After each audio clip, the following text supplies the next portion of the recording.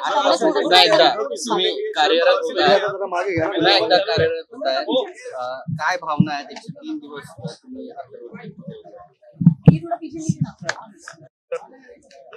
जेलमध्ये होतो. आज मॅडम मागे या.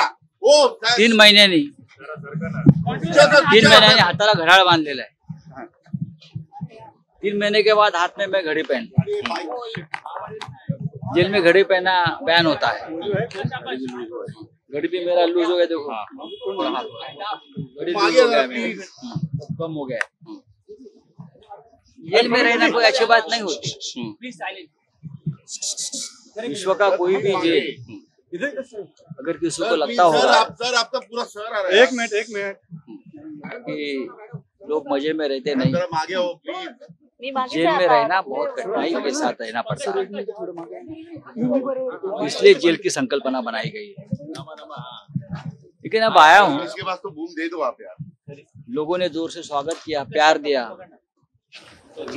मुझे तो लगा था कि 3 महीने के बाद लोग मुझे भूल जाएंगे, लेकिन मैं कल से देख रहा हूँ, आज सुबह से देख रहा हूँ. आज सुबह अभी मैं माननीय उद्धव ठाकरे साहब से मिलने जाऊंगा. कल वो लगातार मेरे से बात कर रहे थे. आज सुबह शरद पवार साहब का भी फोन था, वो भी बीमार है. इसके बाद दे दो सर. लेकिन पवार साहब को भी मेरे बारे में बहुत फिक्र थी है, तो मैं पवार साहब से जाकर मिलूंगा. बहुत लोगों के फोन आ रहे हैं. अभी डॉक्टर सुब्रमण्यम स्वामी जी का फोन चल रहा था. कल जिस प्रकार का कोर्ट ने ऑर्डर दिया है, उस बारे में पूरे देश में एक अच्छा माहौल बना है. मैं टिप्पणी नहीं करूंगा, ना ईडी पर करूंगा, ना जिस लोगों ने ये साजिश रची थी. अगर उनको आनंद मिला होगा तो मैं उनके आनंद में सहभागी, लेकिन मेरे मन में किसी के खिलाफ कोई शिकायत नहीं है और न मैं करूंगा. जो मुझे भुगतना था, मेरे पार्टी को भुगतना था, आपने भुगत लिया है. मेरे परिवार ने बहुत कुछ खोया है. तो होता है ऐसा जिंदगी में, राजनीति में हम लोग. लेकिन इस प्रकार की राजनीति देश के इतिहास ने कभी न देखी. हमारा देश 150 साल गुलामी में था. उस काल में भी इस प्रकार की पॉलिटिकल वेंडेटा की राजनीति हमने देखी नहीं. दुश्मनों के साथ भी अच्छा व्यवहार किया जाता है पॉलिटिकल. लेकिन फिर भी मैं एक्सेप्ट करता हूँ. मैं पूरे सिस्टम को दोष नहीं दूंगा, ना मैं किसी केंद्रीय जांच एजेंसी को दोष दूंगा. अच्छा काम करने का मौका उनको भी मिलता है, करना चाहिए, सबको करना चाहिए. महाराष्ट्र में एक सरकार नहीं बनी है, मैं 3 महीने से बाहर हूँ. कुछ निर्णय सरकार ने अच्छे भी लिए हैं महाराष्ट्र के, मैं उनका स्वागत भी करूंगा.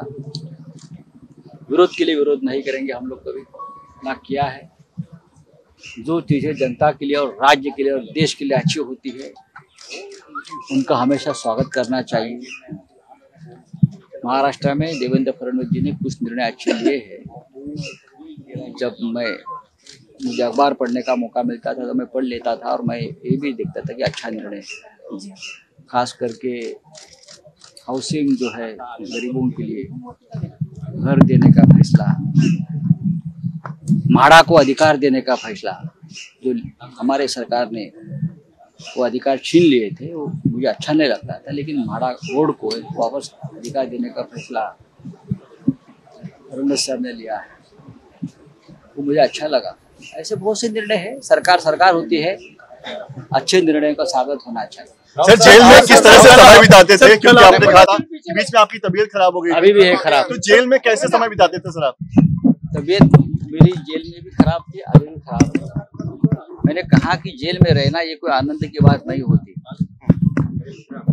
जो दीवारें होती है जेल की, उससे बात करनी पड़ती है. बड़ी बड़ी दीवारें होती है, बाहर से कोई संबंध नहीं रहता, तो उनसे बात करनी पड़ती है. हमको एकांत में बात करनी पड़ती है.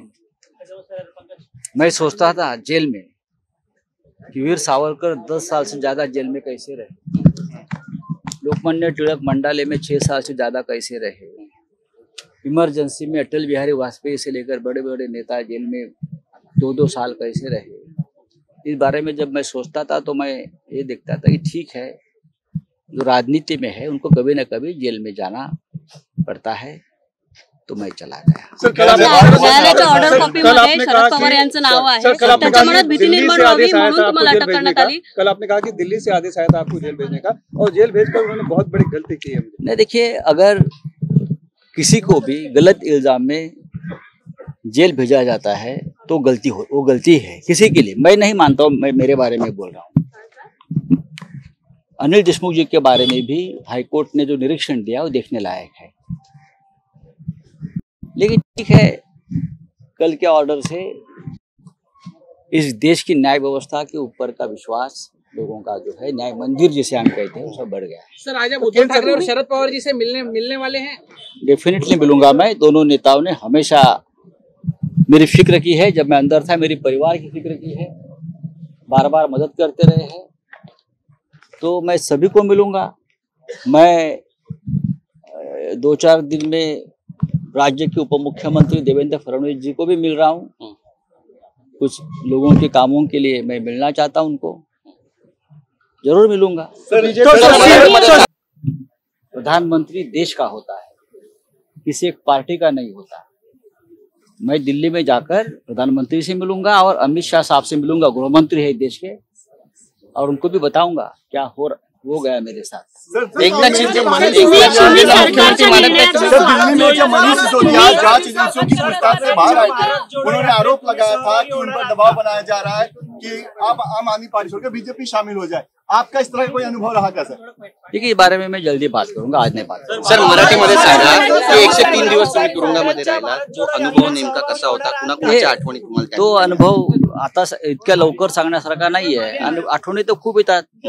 जेव्हा आपण तुरुंगात राहतो, आमचे मित्र आणि मनसे प्रमुख राज ठाकरे यांनी एका भाषणात माझ्यावर टीका करताना सांगितलं होतं की संजय राऊतांना ईडीकडून अटक होईल, आणि आता त्यांनी एकांतात स्वतःशीच बोलण्याची काय प्रॅक्टिस करावी। मला त्यांना सांगायचं आहे की हो, मला ईडीने अटक केली, ती बेकायदेशीर होती, असं कोर्टाचं म्हणणं आहे।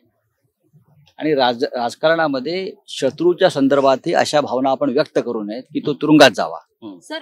आणि मी एकांतात होतो, जसे सावरकर एकांतामध्ये होते, लोकमान्य टिळक एकांतात होते, आणीबाणीमध्ये अनेक नेते एकांतात होते, तशी माझी सुद्धा अटक राजकीय होती आणि मी माझा एकांतातला काळ सत्काराने लावला। राहुल गांधी स्वागत करताय, पण शिवसेनेने सरकार स्थापन झाल्यापासून एकच टीका केली आहे की हे सरकार घटनाबाह्य आहे। नक्कीच घटनाबाह्य आहे, त्याच्याविषयी माझ्या मनात तिळमात्र शंका नाही, पण त्यांनी जे काही मोजके निर्णय जाहीर केले त्याच्याविषयी म्हणतोय मी।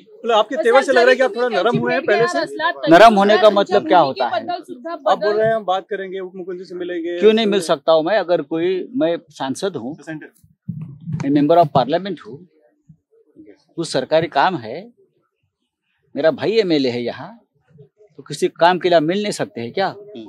क्या है ये? महाराष्ट्र है, ये महाराष्ट्र है। महाराष्ट्र में एक दूसरे से मिलना ये हमेशा होता है। बीजेपी की लड़ाई से लड़ाई आपकी वैसे ही जारी रहेगी? डेफिनेटली, क्यों नहीं। जब तक पद पर कोई बैठा है, संवैधानिक पद पर, तो उसे मिलकर राज्य के देश के कामों के बारे में चर्चा होनी चाहिए। और मैंने पढ़ा है, जब मैं जेल में था, फडणवीस जी ने कहा था कि जो कटुता है हमारे महाराष्ट्र में बढ़ गई है, वो कम होनी चाहिए, और मैंने उनका स्वागत भी किया। सोमय्या आणि मोहित कंबोज म्हणतात आता आम्हाला पुन्हा एकदा कामाला भारत जोडो यात्रा में शामिल होंगे। भारत जोडो यात्रा में भारत जोड़ो यात्रा का मैं स्वागत करता हूँ। अगर मेरी तबीयत ठीक रहती तो मैं जरूर राहुल गांधी जी के साथ जाकर भारत जोड़ो यात्रा में शामिल होता। मैं आज उद्धव जी से इस बारे में बात करूंगा। धन्यवाद।